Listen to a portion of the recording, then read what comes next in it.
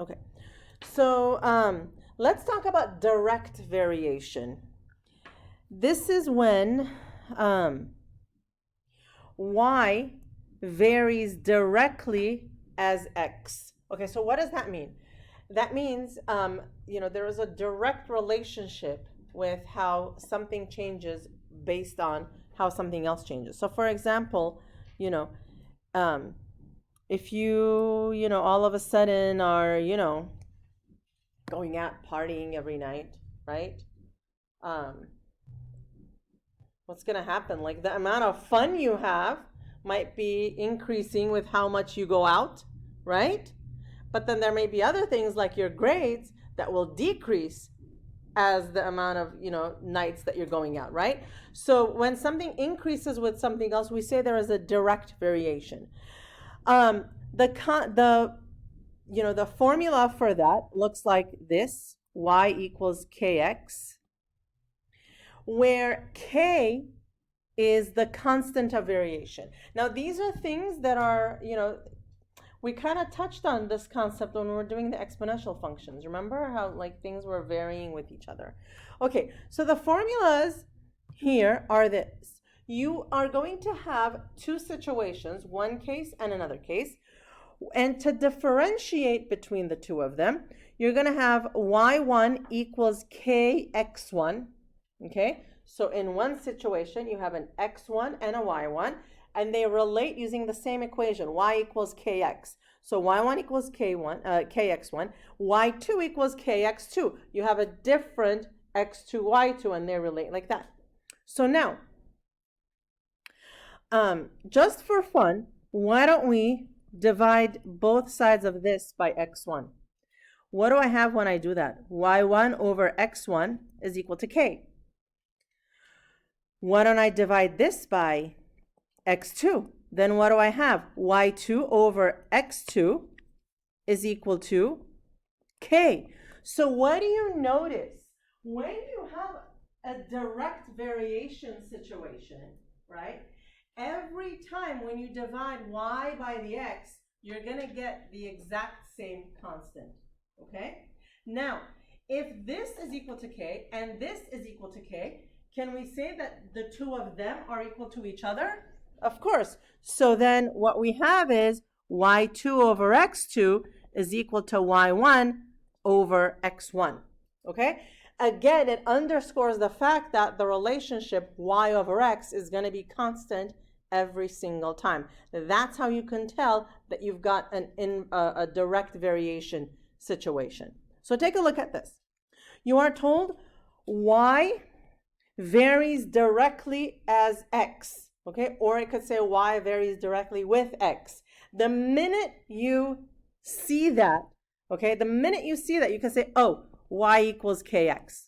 Okay, so if I was walking down the street and I saw just a white billboard and all it said on the billboard was y varies directly with x, the first thing that would come to my mind is y equals kx. Okay?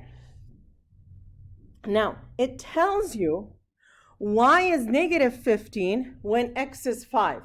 So this is in one situation, when x is 5, y was negative 15. And you need to find y when x equals 3. So you're going to use the blue pair, find k, then use it to find the missing in the green pair, okay? So we're going to say, okay, y negative 15 is equal to k times 5. So k is equal to negative 3. That means your equation is now y equals negative 3x, right? Y equals kx. So then you use the green pair for this one. Y equals negative 3 times 3. Y equals negative 9. Okay? Now, in another method, you can actually use this one. Okay? y2 over x2 equals y1 over x1. So you can say y over 3 is equal to negative 15 over 5. And then again, 5y is equal to negative 45. Y equals negative 9. It's like magic. You can use both of them. Okay? Okay. So what about joint variation?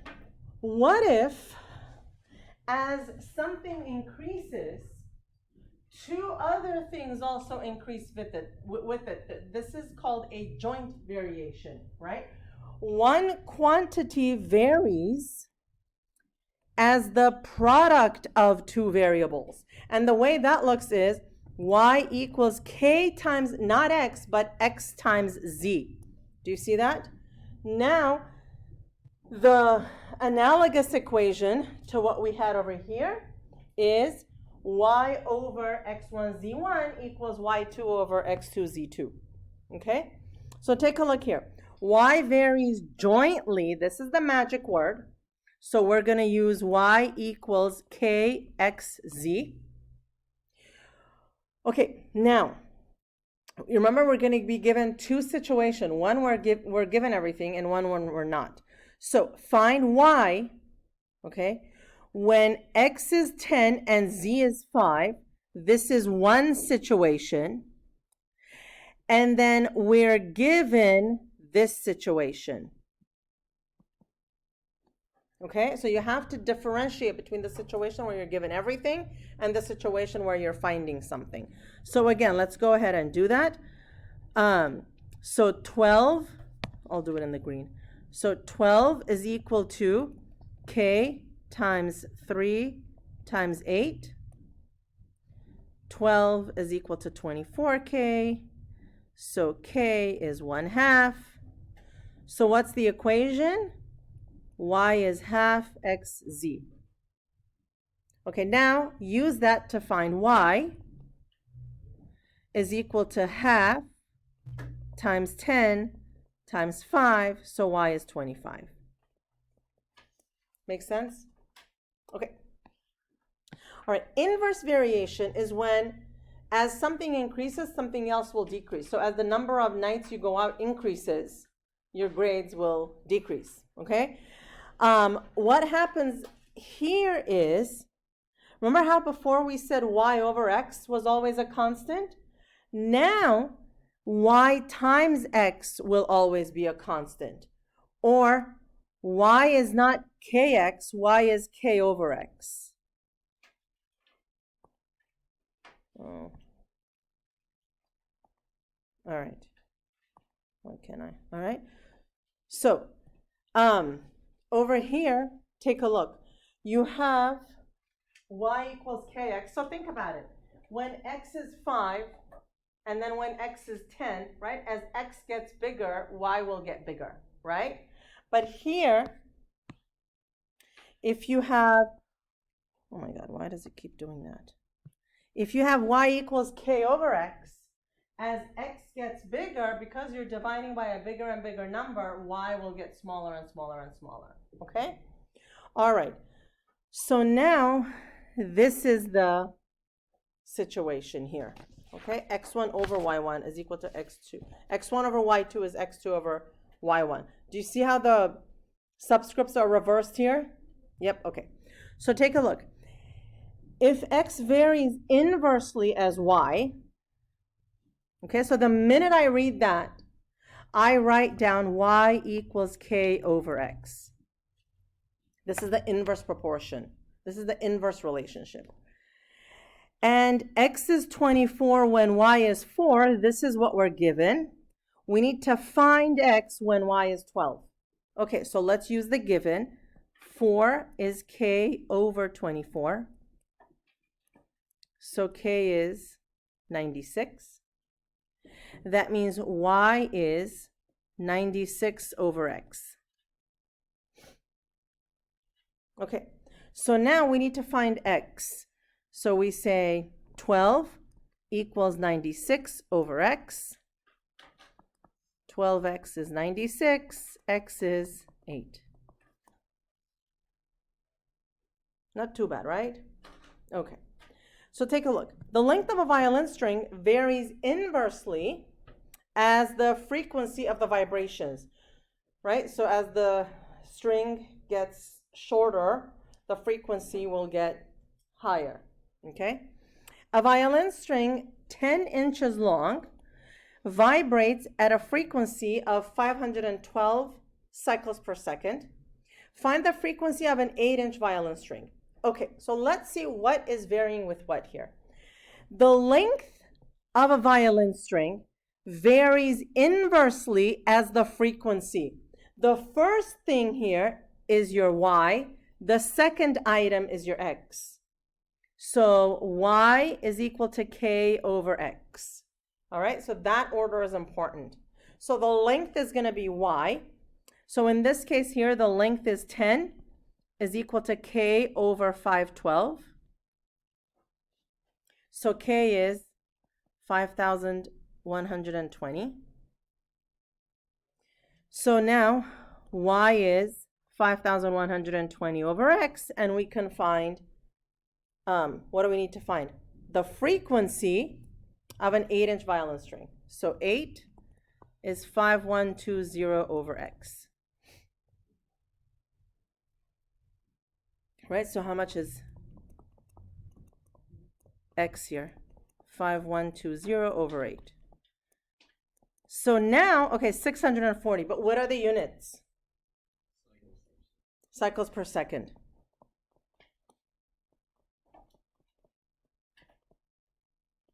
Awesome. Okay, here we go. F varies directly as G. Okay, so the minute I see that, I say F equals K times G.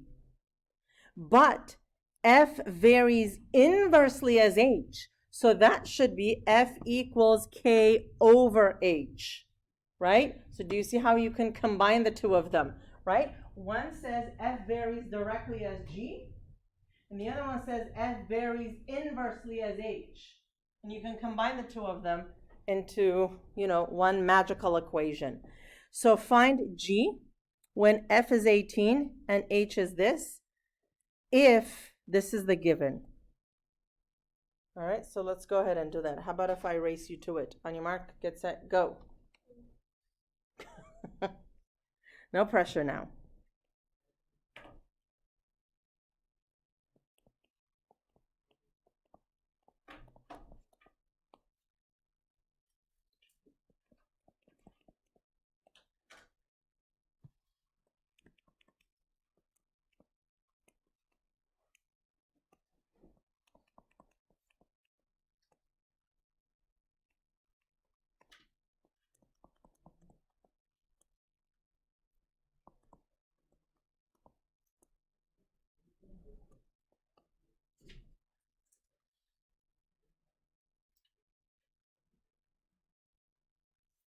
Whoops, I actually made a mistake.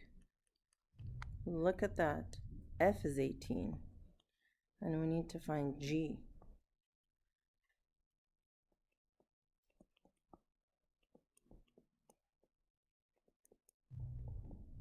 Okay. All right. What did you all get? Anybody finish yet? Ooh, okay. I'll give you some more time.